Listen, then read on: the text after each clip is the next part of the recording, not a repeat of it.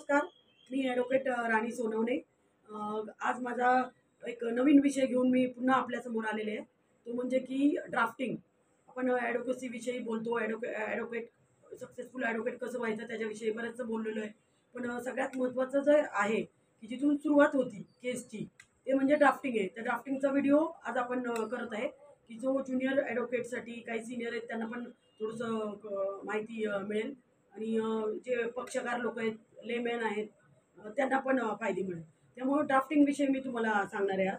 आज माझ्याबरोबर आता माझ्या सगळ्या मुली पण बसलेल्या आहेत. आज त्या पण आपल्या या व्हिडिओमध्ये सामील आहेत सगळ्या, की ज्या ह्या व्हिडिओमध्ये एक एक माहिती विचारतील किंवा प्रश्न विचारतील आणि त्याच्यावरून तुम्हाला ड्राफ्टिंग विषयी माहिती मिळेल.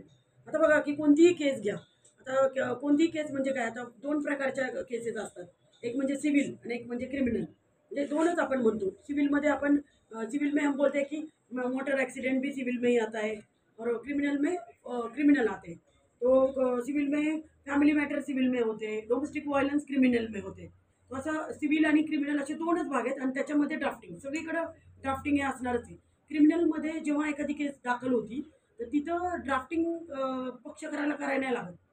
तिला तिथं पोलीस एफ-आय-आर तयार करतात, पोलीस कंप्लेंट तयार करतात.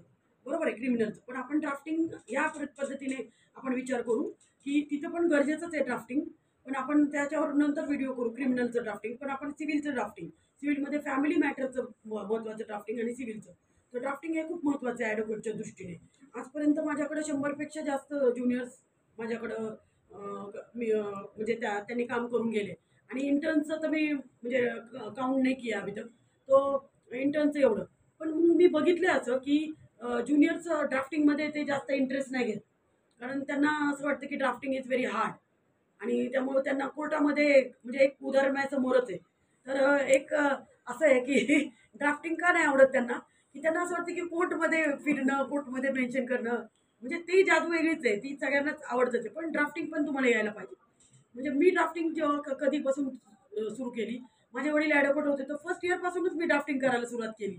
कारण माझ्या वडिलांकडे जे कामं यायचे मी बघायचे ते कसं ड्राफ्टिंग करायचे आणि मग त्यांनी ड्राफ्टिंग केल्यावर मग मी ते फॉर्मॅट ठेवायचे. म्हणजे जसं की मी ड्राफ्टिंगची सुरुवात केली ना तर माझे वडील जेव्हा ॲडव्होकेट होते तेव्हा त्यांच्याकडे ड्राफ्ट यायचे की झोपडी खरेदी पावती यायची. तिथं स्लम एरियामध्ये आमचं ऑफिस आहे आणि तिथं वडिलांकडं जास्त करून 2-2, 3-3 दिवसाला खरेदी पावतीची बोले तो वन झोपडी परचेस रिसिप्ट तो वो नोटराईज कर सकते. तो ते यायचे. मग ते पापा कसे करायचे मी ते बघायचे आणि मग नंतर नंतर जेव्हा मी करायला लागले तर मग वडिलांनी मला सांगितलं की तू कर हे. तू करतो मी कसं करणार, तर मी मला सांगितलं की हे माझा हा ड्राफ्ट आहे आणि या ड्राफ्टप्रमाणे तू कर. मग त्या ड्राफ्टप्रमाणे मी करायला सुरुवात केली. मग पहिले काही चुका होत्या, नंतर कमी कमी असं करून मग नंतर मी परफेक्ट झाले. म्हणजे मला तेव्हापासून ड्राफ्टिंगची सवय लागली. मग मी असंच सिव्हिलचं ड्राफ्ट करायला सुरुवात केली की जसं की डिवोर्सचं